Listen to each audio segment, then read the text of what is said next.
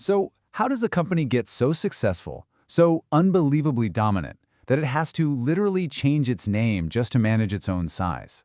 And then, years later, find itself officially declared a monopoly by a federal court? That is the wild puzzle of Google, and we're going to unpack it right now. You know, right from the get-go, in their 2004 founders letter, Larry Page and Sergey Brin made one thing crystal clear. They were different. They loved doing crazy things that everybody else thought were impossible. And this wasn't just some feel-good mission statement. This was baked into the company's DNA. And then, in 2015, they did something really unconventional. The most recognizable brand on the planet announced it was completely restructuring. Google was now just going to be one piece of a bigger company called Alphabet. I mean, you can imagine this left investors, journalists, and billions of us users totally scratching our heads. Like, why? Why would you do that? And this comment from the New York Times just nails it. This is the question, isn't it? What is this company, really? What's its ultimate identity? Well, that's the mystery we're going to unravel. So let's dive in. Okay, so to understand Alphabet and this whole identity crisis, you've got to go back, way back to the beginning, back to the original Google and the one simple idea that changed everything. So, in the early days of the internet, search engines were, well, they were kind of clunky. But two PhD students at Stanford, Larry Page and Sergey Brin, they had this brilliant insight. They thought, what if you ranked websites not just by what's on the page, but by their reputation? See, PageRank treated a link from one site to another like a vote. The more votes a page got, the higher it ranked. It was so simple, so elegant, and it just worked so much better. And with this incredible new tool, they set a goal that was just breathtaking. Seriously. They weren't just building a better search engine. They were going to organize all of the world's information. And that mission, that idealistic goal, would basically justify every crazy move they made from then on. And that mission, well, it propelled them way beyond that simple search bar. Because if you're going to organize all the world's information, you have to deal with all of it, in whatever form it comes in.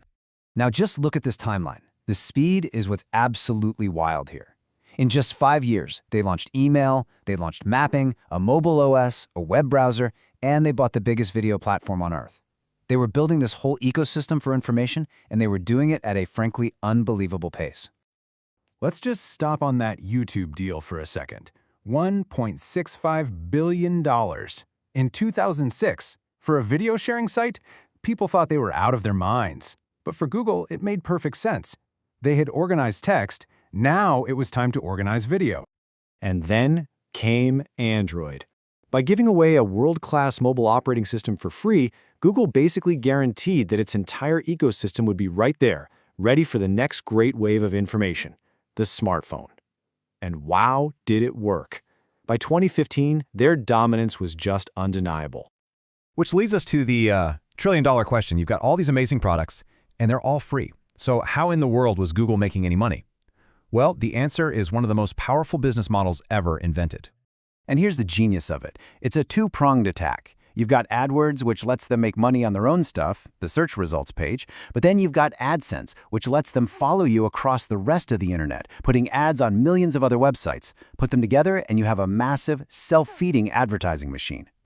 And if you want to understand the scale of that machine, just look at this number. That's over 146 times billion dollars in search ad revenue in 2021 alone.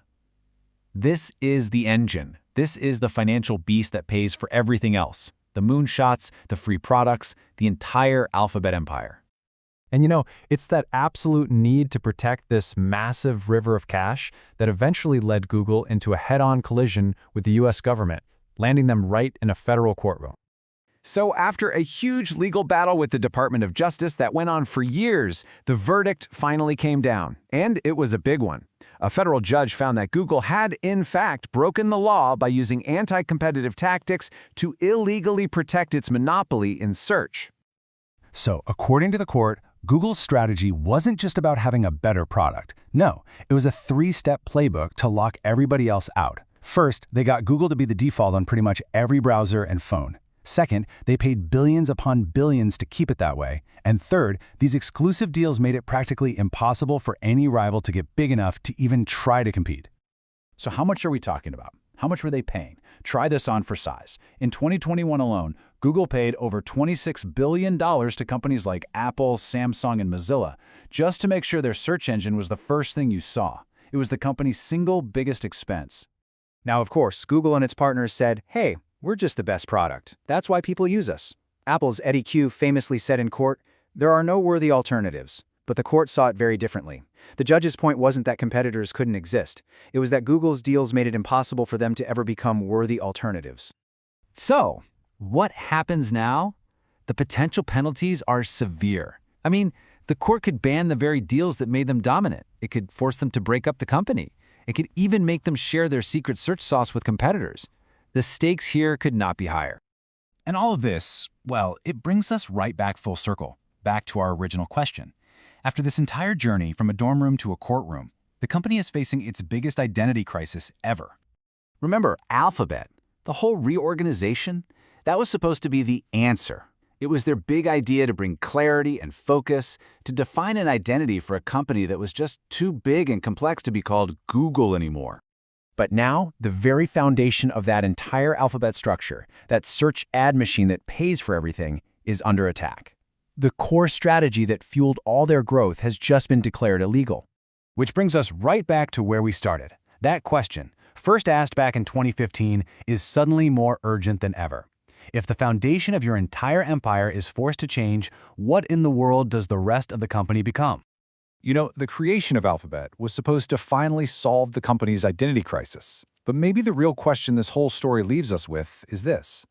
When one company gets powerful enough to organize our entire world, who's supposed to organize the company?